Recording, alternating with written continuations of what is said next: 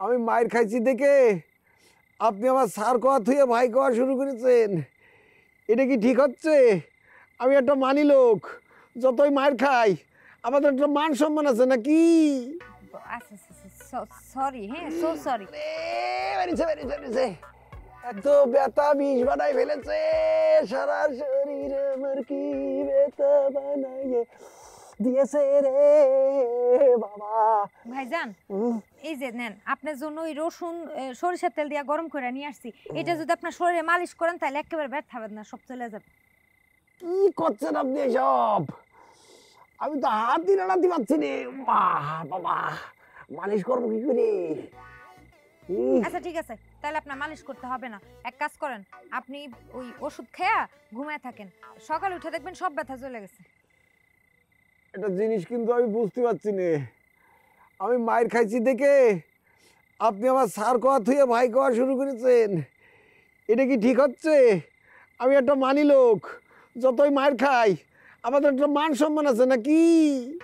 আচ্ছা সরি, হ্যাঁ so sorry.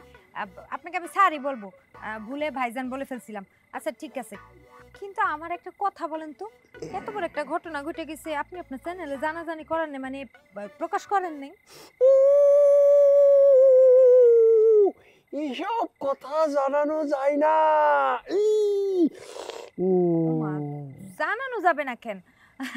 মানে মানুষ তো আপনার এই ব্যথা বেদনা দেখে তো, মানে আপনার উপরে এত অত্যাচার হয়েছে এটা দেখে তো একটু সিম্প্যাথি দেখাইতো, তাই না?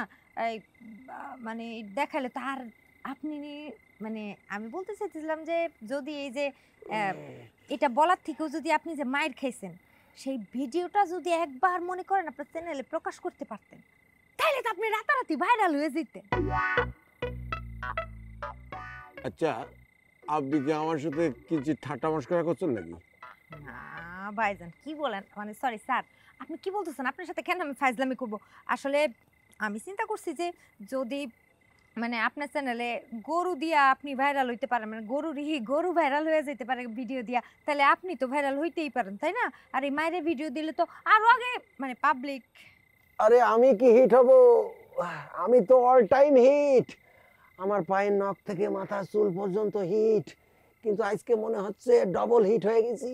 আমার শরীর গরম, মনে হচ্ছে জ্বর চলে আইছে রে। এই যে কোনো কথা ছাড়া, কোনো ওজোর ছাড়া এখন আপনি আমাকে ৩,৫০০ টাকা দিবেন।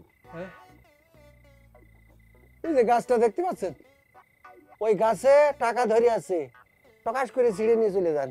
হইছে কিন্তু কোনো কথা ছাড়া এখন টাকা দিতে হইব। এই আব্বাস ভাই, এগুলো কোন ধরনের ব্যবহার? উনি আমার বাড়ির মেহমান। এই মেহমান দেখে তো এখনো পিটাই নাই। আচ্ছা কোন তো, আপনি ওনার কাছে কিসের টাকা পান? বিজ্ঞাপনের টাকা। কিসের বিজ্ঞাপন? উনি আমারে কইছে আমার দোকানে বইসা চা খাইয়া সেই ভিডিও কইরা তার চ্যানেলে ছাড়লে আমার দোকানে বেচা বিক্রি বাড়বো, সেই বাবদ আমার থেকে ২,০০০ টাকা নিছে। সেই টাকা আর সেই ভিডিও চ্যানেলে ছাড়ার পর আজকে আমার দোকানে ১২০০ টাকা বেচা বিক্রি কম হয়েছে। সেই টাকা সকালবেলায় আমার দোকানে ৩০০ টাকার নাস্তা খাইছে, সব মিলাইয়ে ৩,৫০০ টাকা। আহ, দারুণ দারুণ। এখন টাকা না দিলে নিদারুণ হয়ে যাবে কিন্তু। আহা, কি মজার কথা। এই মিয়া, এটা কি সুমন্তর সুপ পাইছেন নাকি আপনি? হ্যাঁ, যে একেবারে ভিডিও দেওয়ার সাথে সাথে ক্যালকেলাইয়ে আপনার বেচা বিক্রি বেড়ে যাবে। হ্যাঁ, আরে মিয়া সময় তো দেবেন, মিনিমাম ১ সপ্তাহ সময় তো লাগবে নাকি? কোনো সময় টুমাই দিতে পারবো না। আপনি আপনার ভিডিও ডিলিট করেন, আমার টাকা দেন।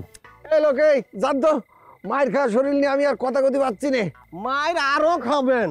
আব্বাস ভাই, এখন আপনি যান তো যান, কাল সকালে সব ব্যবস্থা হইব, যান। কোনো ব্যবস্থা নেই, অবস্থার কোনো ব্যবস্থা হবে না। এই যে আব্বাস না গাব গাছ, আমি যে আপনার কাছ থেকে টাকা নিছি তার কোনো প্রমাণ আছে? সকালবেলা প্রমাণ নিয়ে আসেন, তখন দেখা যাবে। ভাবি, আমি গেলাম, ঘুমাতে চলে গেলাম। ওরে বাবা রে।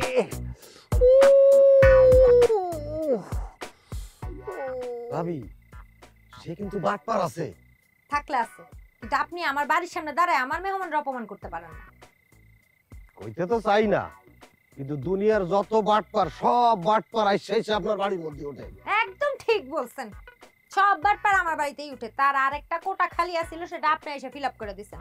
কেন বুইলা গেছেন? আমার বোনের আপনি কি লোশনটা দিছিলেন? আসি, আসসালামু আলাইকুম।